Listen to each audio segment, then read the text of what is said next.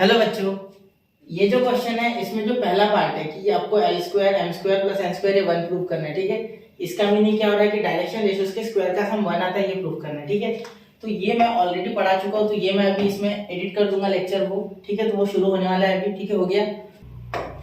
तो ये alpha beta and gamma are the direction angles. ठीक है, alpha beta and gamma are the direction, पूरा लिख दो। ठीक है, कोई दिक्कत नहीं। Direction angles along X axis, Y axis and Z axis respectively. समझ रहे हो?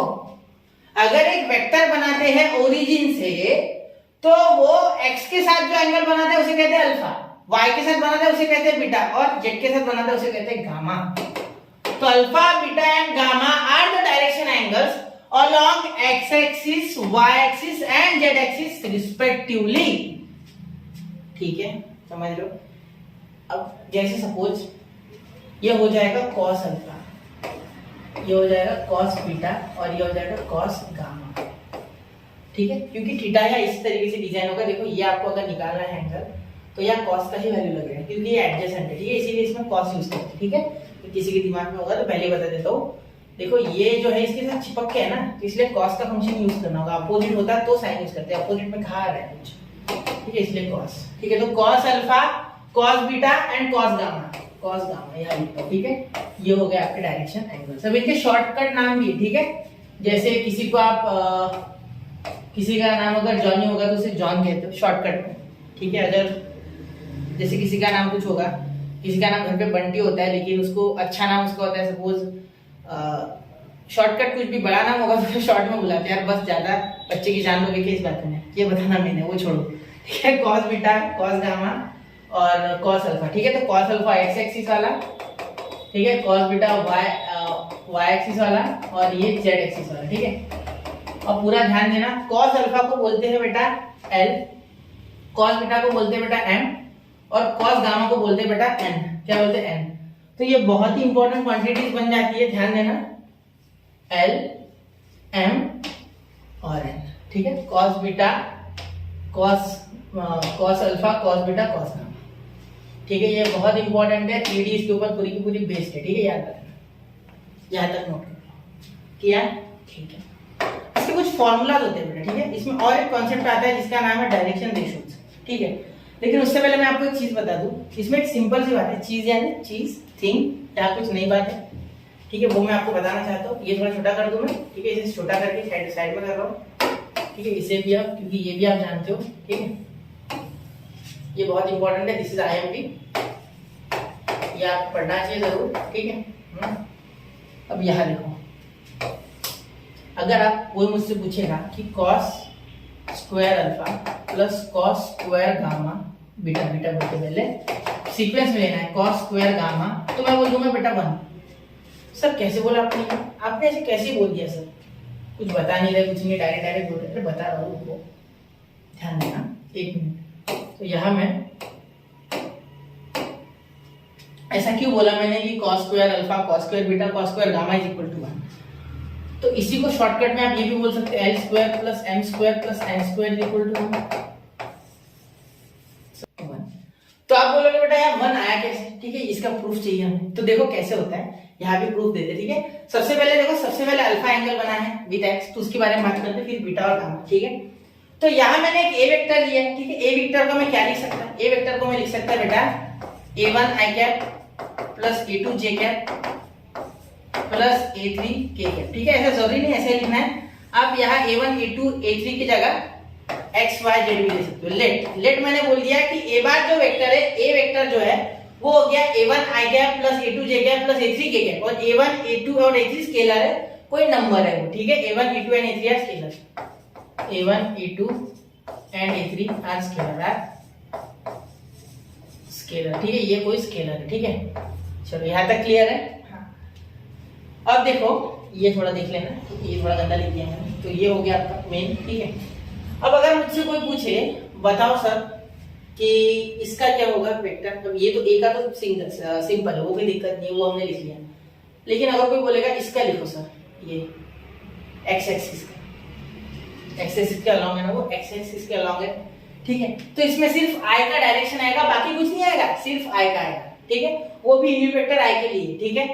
तो इसका अगर आपको वेक्टर लिखना हो तो कैसे लिखोगे, देखो यह लिखोगे आप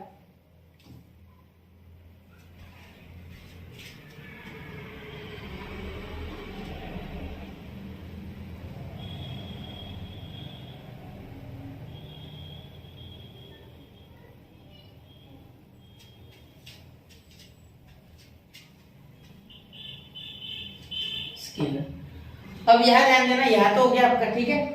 अब आपको ये पता है कि इनके बीच के एंगल के लिए आप फॉर्मूला लगाते हो, तो उसके लिए तो दो वेक्टर चाहिए, ए बार तो आ गया आपके पास। सर ये x के अलॉन्ग कौन सा वेक्टर, तो x के अलॉन्ग, x एक्सिस के अलॉन्ग तो i यूनिट वेक्टर है, सिर्फ i कैप, जिसका i कैप का मैग्नीट्यूड क्या होता है बेटा, i कैप का मैग्नीट्यूड होता है 1, और i कैप खुद ही एक वेक्टर है, ठीक है, यूनिट वेक्टर है ना ये, दिस इज यूनिट वेक्टर, ठीक है।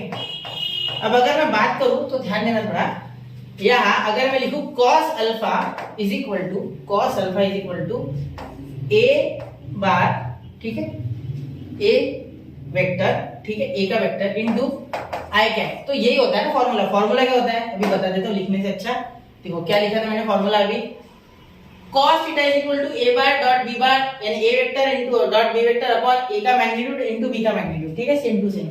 तो यहाँ देखो ए बार डॉट आई कैप, यानी जो b है b बार वो आई कैप है, ठीक है, चलो ठीक है, सिंपल आई कैप है, ठीक है।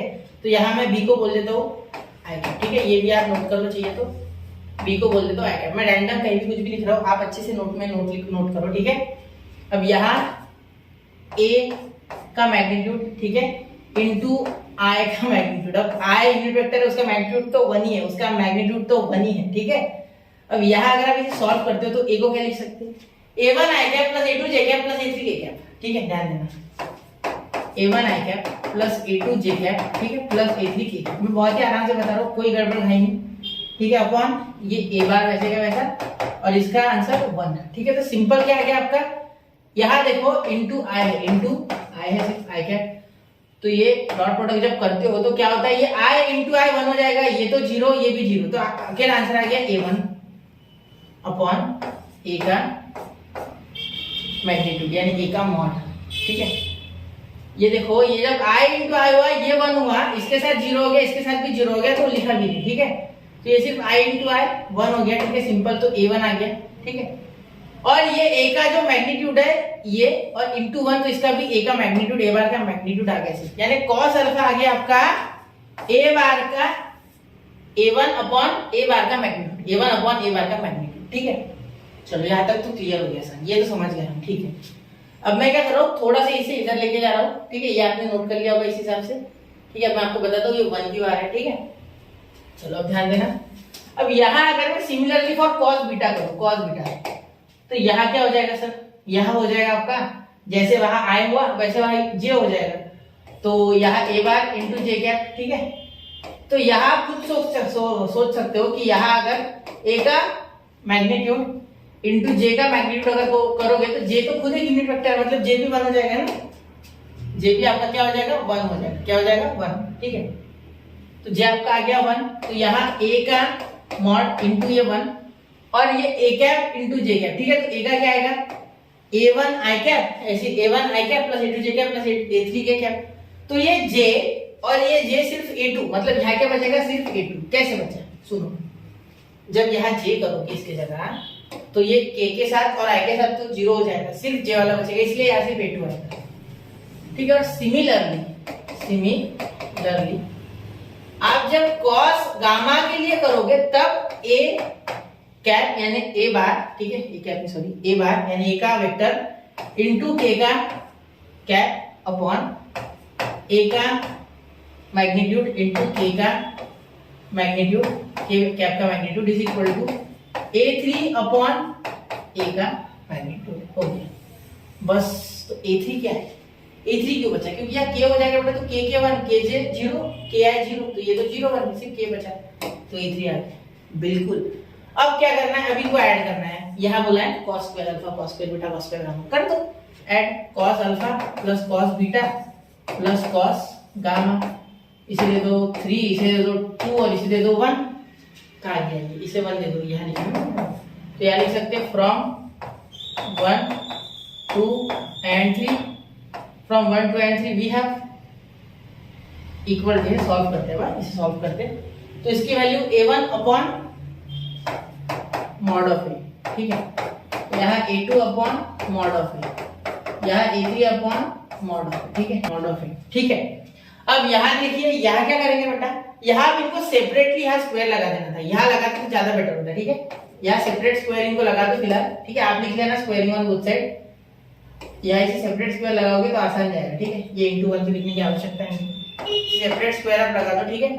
तो सेपरेट स्क्वायर लगाओगे, वैसे अगर होता है तो लंबा जाता है वो, फिर यहाँ फॉर्मूला लग जाएगा a square plus b square plus c square वाला, ठीक है। तो यहाँ सेपरेट स्क्वायर लगा दो, ठीक है। अब देखो अब क्या हो गया ये, अब यहाँ तो मैं l लिख लूंगा, l का स्क्वायर, ठीक है, प्लस m का स्क्वायर प्लस n का स्क्वायर इक्वल टू, ये हो गया a1 का स्क्वायर प्लस a2 का स्क्वायर प्लस a3 का स्क्वायर, ठीक है, स्क्वायर अपॉन a का मॉड का स्क्वायर, ठीक है। अब देखो a1 square a2 square a3 square, अब ये कुछ जाना पहचाना लग रहा है क्या? देखो यहाँ में छोटा कराओगे पूरा, ठीक है, बहुत छोटा हो जाएगा ये, क्योंकि मैं इससे इधर लेके आता हूँ। एक मिनट ध्यान देना थोड़ा, यहाँ ध्यान दो। अब अगर आप देखोगे तो यहाँ ध्यान देना, मेरे बता रहा हूँ मैं, ये देखो, ये अगर मैं चाहूँ तो ये a1 a2 a3 है, ठीक है। एक्चुअली अगर मैं इसका मॉड निकालता हूँ a बार का, तो वो क्या हो जाएगा, under root a square a1 square plus a2 square plus a3 का स्क्वायर, ठीक है। अब अगर मैं इसे स्क्वायरिंग करूंगा दोनों साइड, तो a बार का मॉड का स्क्वायर इक्वल टू a1 का स्क्वायर प्लस a2 का स्क्वायर प्लस a3 का स्क्वायर हो जाएगा। मतलब इसका मीनिंग क्या हो गया,